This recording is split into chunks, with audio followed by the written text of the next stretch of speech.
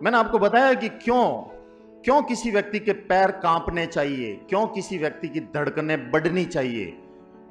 इन बढ़ी हुई धड़कनों और पैरों के कांपने से व्यक्ति कैसे आगे बढ़ता है। जिसने इन सुखद एहसासों को लिया ही नहीं, वो जीवन में कैसे आगे बढ़ेगा, इस बात को आपको समझना है।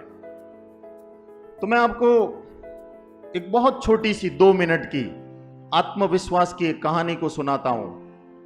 जीवन में कभी आत्मविश्वास डावाडोल हो ना, तो इस कहानी का स्मरण करना और अपने आत्मविश्वास को हमेशा थामे रखना, कहीं गिराना मत। आत्मविश्वास अगर आपके पास में है तो फिर आप एक मेजॉरिटी है, अकेले होते हुए भी आप एक मेजॉरिटी है। 10 लोगों का बल आपके पास में होता है। और अगर आपके पास में कुछ भी नहीं होता है लेकिन आत्मविश्वास अगर आपके पास में है तो फिर समझ लीजिए बहुत सारी संपत्तियां आपके पास में है। एक राजकीय रसोइया था, बड़े गौर से सुनना, 2 मिनट में कहानी समाप्त हो रही है। रॉयल शेफ यानी एक राजा के यहां खाना बनाने वाला शेफ। एक दिन राजा ने उसको बुलाया कि महानस, मेरे कल बहुत विशेष मेहमान आने वाले हैं और उनके लिए तुम्हें 56 प्रकार के भोग, 56 प्रकार की मिठाइयां तुम्हें बनानी है। तो रसोइया ने कहा जी हुजूर कह के चला गया। लेकिन जब रसोइया अपनी रसोई में जाके देखता है तो थोड़ा घबरा जाता है। I have committed something to the king, कि कल मैं सब तैयारी कर दूंगा 56 भोग की, लेकिन मेरी रसोई में तो पूरा सामान ही नहीं है और मुश्किल से मैं 10-12 तरह के पकवान बना सकता हूं।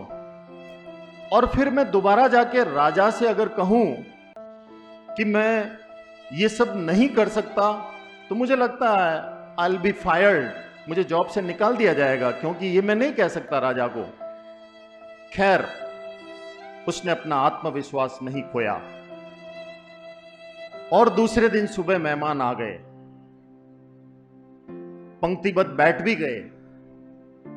रसोइया मुस्कुराता हुआ जाता है और सभी पंक्तिबद्ध बैठे हुए मेहमानों से निवेदन करता है, sir the food is ready, खाना तैयार है। मेरा निवेदन है कि आप खाने का आनंद लें, लेकिन उससे पहले मैं एक प्रकार की दाल भात बनाता हूं। उस दाल भात का आप स्वाद लें तो मुंह का जायका अच्छा हो जाएगा और मुंह का जायका अच्छा होने के बाद आप कुछ भी खाएंगे बड़ा अच्छा लगेगा। तो सबने कहा अच्छी बात है, होटल में भी तो हम पहले स्टार्टर लेते हैं उसके बाद खाना खाते हैं। तो राजा ने कहा भाई परोसिए, ताम परोसा जाए। आपने जो दाल भात बनाई है पहले परोसो, उसको टेस्ट करके फिर हम दूसरे पकवान खाएंगे। दाल भात परोसी गई। इधर से आवाज आई, अरे भाई बड़ी स्वादिष्ट दाल भात है, थोड़ी और लाओ। उधर से आवाज आई, थोड़ी और। इधर से आवाज आई, थोड़ी और। इधर से आवाज आई, थोड़ी और। 15 मिनट बाद में रसोइये ने भांप लिया, ये लोग बहुत तृप्त हो चुके हैं, इतना खाना खा चुके हैं कि अब मेरे 10, 12, 13 तरह के जो पकवान है ना वो आराम से। फिर उसने धीरे से कहा, सर फिर वो 56 प्रकार के सारे पकवान तो अभी तैयार ही पड़े हैं। तो राजा ने कहा ठीक है भाई, ऐसा करो 2-4 लेके आओ। और 2-4 उसके पास बने हुए थे। He came out of that crux, that difficult situation. He came out of that crux. Now listen, the gist of this story, the beauty of this story.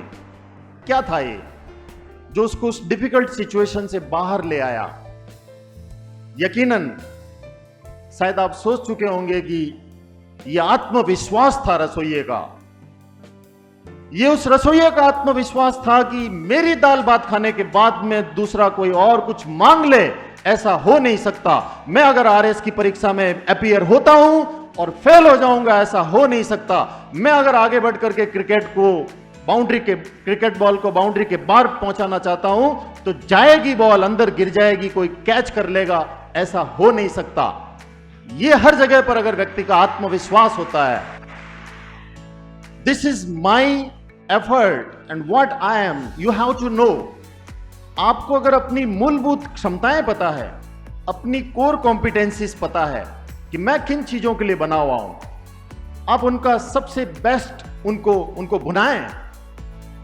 अगर आप अपनी क्षमताओं को जानते हैं तो मुझे लगता है कि आप हर जगह पर, हर मैदान में जीत सकते हैं।